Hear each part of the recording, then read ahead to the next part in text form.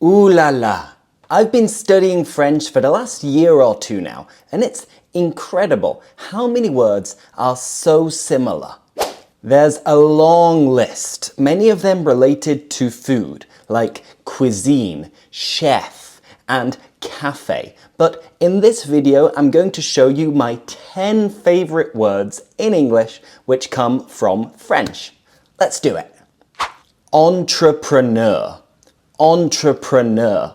This is like a business person, somebody who has their own business ventures. And entrepreneur comes from the verb in French, entreprendre, which means to undertake. So, someone who undertakes their own business ventures is an entrepreneur. He's been a little entrepreneur as long as I can remember. I'm over here busy trying to build my brand as a successful entrepreneur. Ladies and gentlemen, I give you European Entrepreneur of the Year. Camouflage. Camouflage. And this is something which helps you to disguise yourself or to hide your true identity. And it can be using clothes, plants, or other things. And it comes from the French verb camoufler, which means to disguise. Makes sense, right? You know, it's a perfect camouflage. What purpose could we have for a dinosaur that can camouflage? That's our desert camouflage. Mortgage. Mortgage. And this is the loan that you get from the bank when you want to buy a property, to buy a house. And it sounds a little bit strange, right? Mortgage. Mortgage. And it comes from the French mort, which is dead, and gage, which is a pledge, like a promise. So we can think of it as a mortgage being like a death promise. When, if you get a mortgage, you normally have a loan of 30 years. So I guess that's why they called it mortgage, a death pledge. We have mortgage payments, Truman. I currently have reason to believe the mortgage bond market is fraudulent. I'm approved for a second mortgage on the house. Souvenir. Souvenir. And I'm sure you're very familiar with this word. A souvenir is like a gift that you buy when you are traveling to help you remember that trip. And it comes from the French souvenir, which is a memory, and the verb souvenir, which is to remember. So in this case, now when you buy your next souvenir, you can think, now I'm going to remember my trip. Is that a souvenir? No, sir. No, that's all right. You keep it as a souvenir. They just be like, well, that's a cool souvenir. Genre. Genre. And this means a type or category. In particular, when we are speaking about music, films, etc., you can say, what genre of films do you like most? This is a genre. And in French, they have exactly the same word, and it means the same thing. But the pronunciation is slightly different. They say genre instead of genre, which is how we pronounce it in English. It's my take on a genre of Italian horror films. I've decided to do my film project in the horror genre. Wrong genre. That is a comedy. Cliché. Cliché.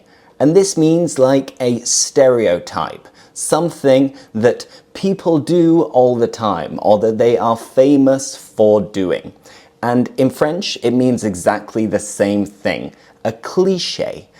For example, in the UK, the cliché is that we have tea and biscuits at 5 p.m. But to be honest, I don't think anyone actually does. Such a cliché. Don't you ever get tired of acting like a cliché, typical generic South American police thug? Yep, and it was raining, and you wouldn't kiss me because you said it would be a cliché. Déjà vu. Déjà vu. And To have déjà vu is the feeling that you have already done something when in reality you haven't. Maybe you're walking along the street and you see a shop and you're like, oh, I've just had déjà vu. I feel like I've been here before and I've done this before. Which is interesting because déjà in French is already and vu is seen. So it's like, I have already seen it. And in French, they use exactly the same phrase for exactly the same meaning. Déjà vu. Déjà vu is when you experience the exact same thing a second time. It's called déjà vu. I mean, we all have moments of déjà vu, but this was ridiculous. Fiancé. Fiancé. This sounds so French, doesn't it? And if you have a fiancé, you have a partner that you are engaged to. So when you propose to someone and you ask them to marry you, during the time that you are engaged, before you get married, this person is your fiancé. And it is the same in French. I don't have to convince my fiance that she should be with me. My fiance. I told him I'd be waiting for him out front. He's not my fiance. Speaking about weddings, normally when you receive a wedding invitation, at the bottom of the invitation, it will say RSVP. And we use this in English, but it's actually an acronym for a French phrase. So RSVP actually stands for Répondez s'il vous plaît, which is reply please. And you need to send the invitation back, your RSVP, to confirm if you're attending the wedding or not. Better RSVP this time. So you didn't RSVP? You didn't RSVP to my ugly sweater party tonight. Voila, there you go. And voila is actually the 10th French phrase that we use in English. So once you've done something, or maybe somebody is asking you for something, you can say voilà, which in French means like here you are or here you go. It's like it's done. And in English, we use this French phrase too. Voilà, 10 expressions, 10 phrases which come from French that we use in English. And these are my 10 favorites. As I said, there are many, many more. And voila. And voila, the human brain. Voila, here we are.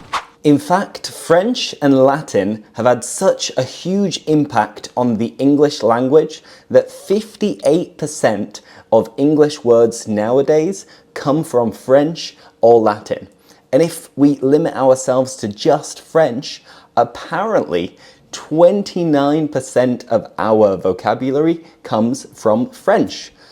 Wow, that's quite a lot to take in, isn't it? Voila. I think that's enough for today, so thank you so much for watching. If you enjoyed this video, as always, like the video and subscribe to English with Lewis to keep improving your English every single day. So thank you so much, and I'll see you in the next video. Bye bye, au revoir.